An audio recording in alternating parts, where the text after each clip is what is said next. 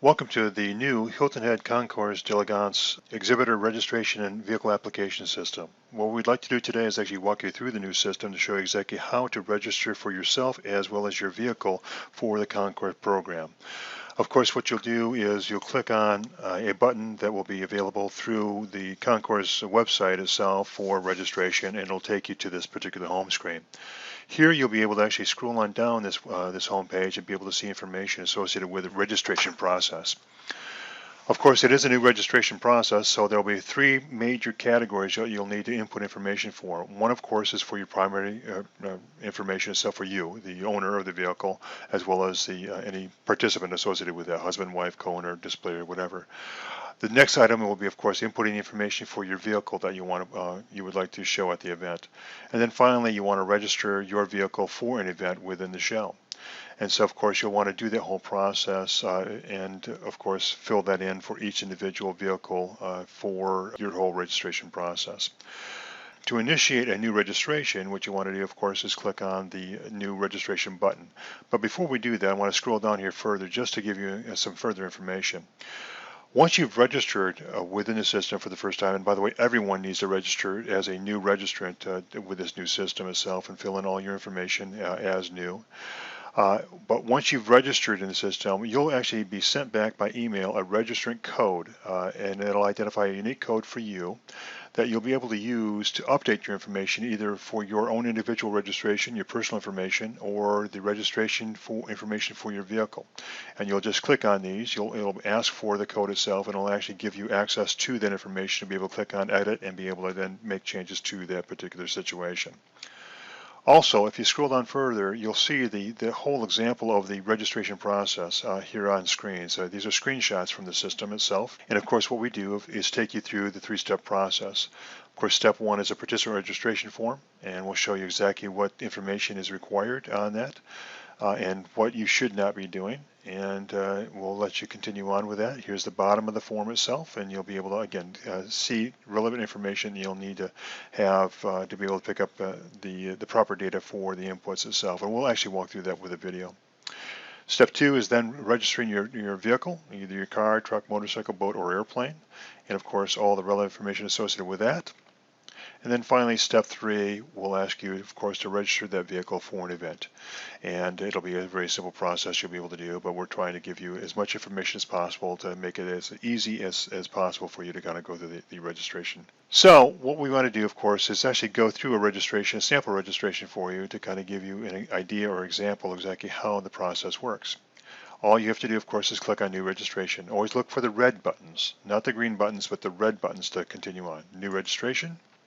It'll take you to the registrant input form where, of course, you'll fill in the relevant information for your data for your individual requirements itself. Of course, you'll be able to fill in your title, your first name, last name, gender, age group, things of that nature. By the way, wherever you see a little red asterisk, that means the fact that that information is absolutely required. You will not be able to save the information in the system if you do not input data in for that particular section of the form. So please make sure that wherever there's a red asterisk, you've actually input the information. Also, we require that you input a mobile phone and an email for the system itself. Secondary phone can be your home phone and things like that nature, but we want to be able to make sure that we have access to you either prior to the show or during the show, and that would require us to have access to your mobile phone number as well as an email address. Again, so as a result, these are both required items that you'll need to fill in. Next, of course, what you want to do is put your address in. And this is a real simple process because it's an automated process. This first line actually is connected to Google Maps, and you'll be able to actually start typing in your address, and it'll actually start searching for your information. So, for example, we want to go from 6 Victoria Circle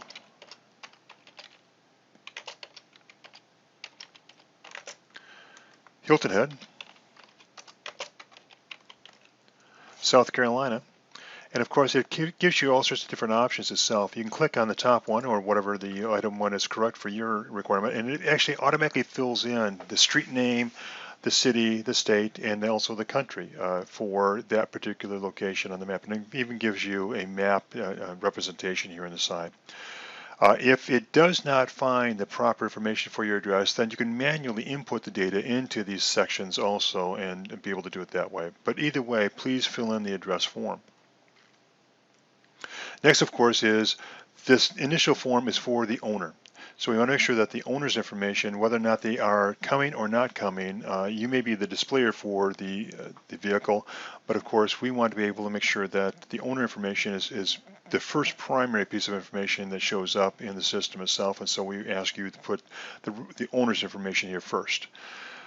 Then also there's a secondary registrant. You can click on this, and of course a form section shows on up, and you can fill the relevant information for that as well into the system. So just click on that and it'll show on up. If not, then you just leave it unclicked. By the way, there are these little yellow balloons here on the side of each category, each major category. It'll try to give you additional information that you need to be able to fill in the information for that particular input. So it tries to give you further data or information that you may need to understand exactly what that particular requirement is going to be or what the information we're looking for with that input. So let me go ahead and fill up one of mine. Okay, so I've gone ahead and filled in all the relevant information for myself as the owner of a particular vehicle, and it's all set to go. I don't currently have a secondary registrant, but if I did, of course, I would be clicking on that and filling that particular information as well in. And by the way, there's a relationship, a husband, wife, daughter, whatever the requirement might be, and then also in your role. You're the owner, displayer, pilot, or whatever. So the drop-down menus are, of course, trying to give you all the relevant information easily selectable within the system. So of course we'll want to continue on. We do not have a secondary registrant, so we'll keep that unclicked.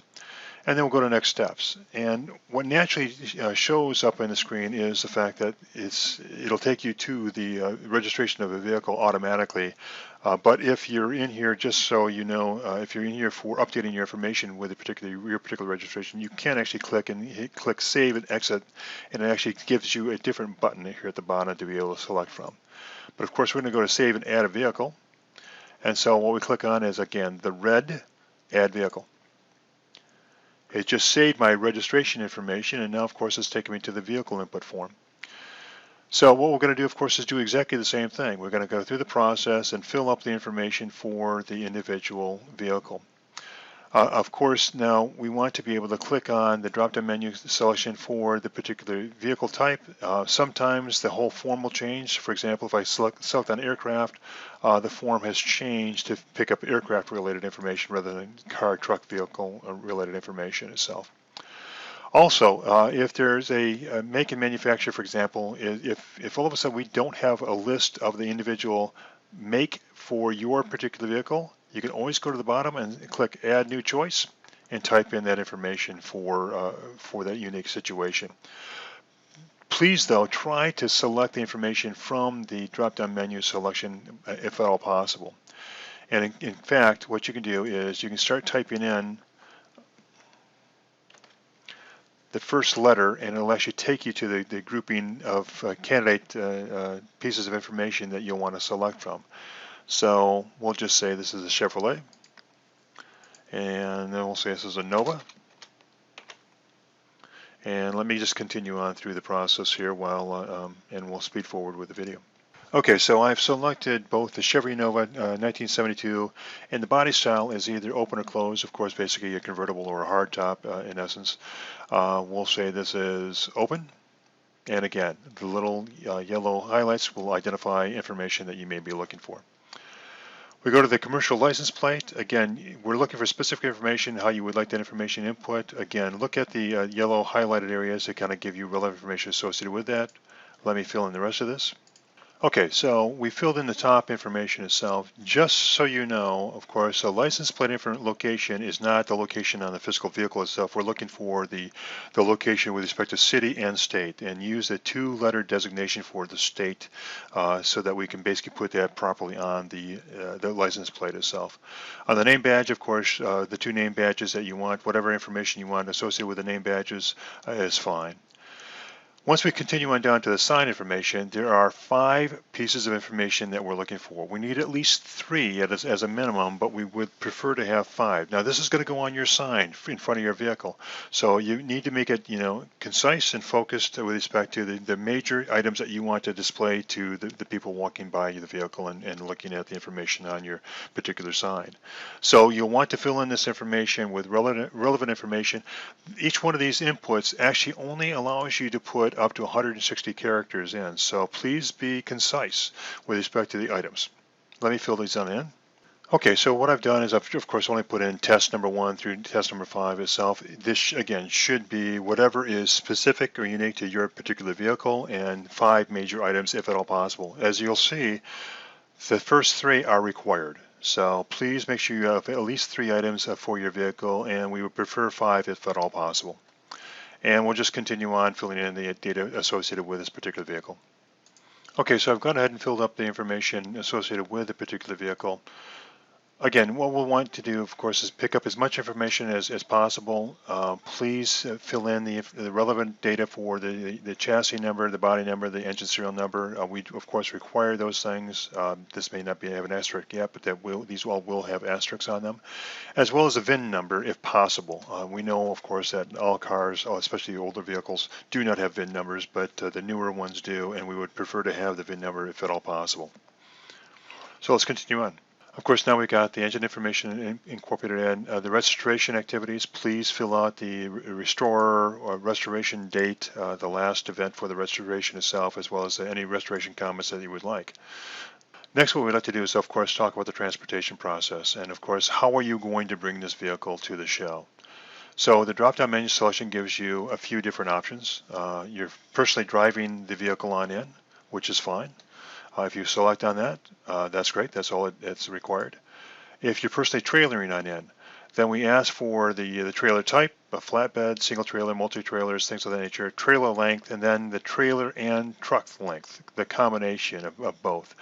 This is, of course, for parking requirements itself to make sure that we have the proper capabilities for parking all the vehicles that will be coming to the show. Of course, if you're an aviation person and you're going to fly the aircraft in, then that's fine. If you're going to do professional transport, what we'd like to do, of course, is to go out and identify the actual transport company that you'll be using. What will happen, of course, is there'll be a drop-down menu selection for all the major transport companies here, and of course we only have test haulers here as an example. We'll click on that. Next, what we'd like to do, of course, is identify the photo requirements. Of course, what we need is a JPEG file format, not a PDF file. Do not add a PDF document to this because, of course, we will not accept that as a picture. You can actually, though, take pictures off your mobile phone. In fact, they're usually very high-quality pictures off the mobile phone, so we'd be more than happy to have those as your photos that you would like to submit into the system. And all you have to do, of course, is to go in and click on Browse.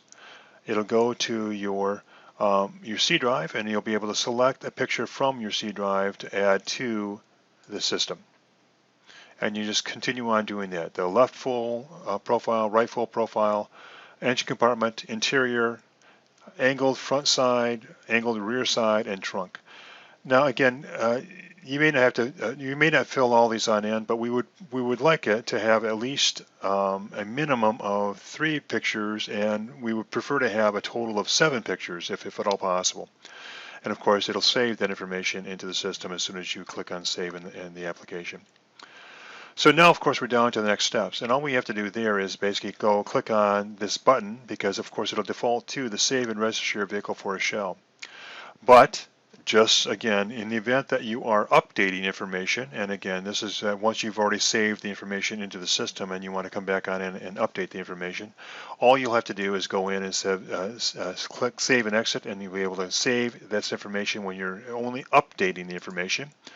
And ultimately, if you're going to save another vehicle, you can actually save and add another vehicle, but we would prefer you not to do that until you actually apply or register the vehicle, this particular vehicle, for the show to begin with, and then be able to go back in and add another vehicle. So what we're going to do, of course, is go up here and click on Save and Register Your Vehicle for the show. And again, click on the red button. And now we're going to the registration process. Of course, what we're doing is identifying that vehicle. that was associated with your inputs itself. We're going to, of course, this defaults to the current year for the show. So, of course, it's 2020. And then we, of course, go to the selection for which event you want to save it for. And, for example, if you want to do the Car Club Showcase, then that's fantastic. But once you do that, we also need to know which club you're going to be associated with. And, of course, we'll have all the major clubs here for for that particular event. And you'll go down and you'll just find that particular club that you're associated with. And we'll just take one, for example, and just say that that's what it is. And once you've done that, all you really do, of course, is to either save and exit the system if you've got one registration and one vehicle registration and you're saving for the one particular show event, then fantastic. All you do is click on Save and Exit. If not, you can actually click on Save and Register for an additional event, or you can save and add an additional vehicle. And this is where we would prefer you to go to add another vehicle if at all possible. So what we're going to do here, though, of course, is just save and exit the system. And of course, you have this ending page here to identify the fact that, of course, your information has been saved in the Concours d'Elegance application system. You, again, will have received 2 emails, one when you register yourself for the particular program, and then also one for each vehicle that you register in the system as well. And that registration code will be the same for either one, but the code will be embedded in each of those individual emails that we sent back to you. Please save that registration code somewhere so you can get access to it. You can go back into the system later on, especially the next year after you've already registered the first year, the next year, and be able to basically find your particular vehicle or your registration and be able to update that information. And if you need any further information associated with the show or the registration process, please contact Meredith at this email, and she'll be more than happy to follow up with you.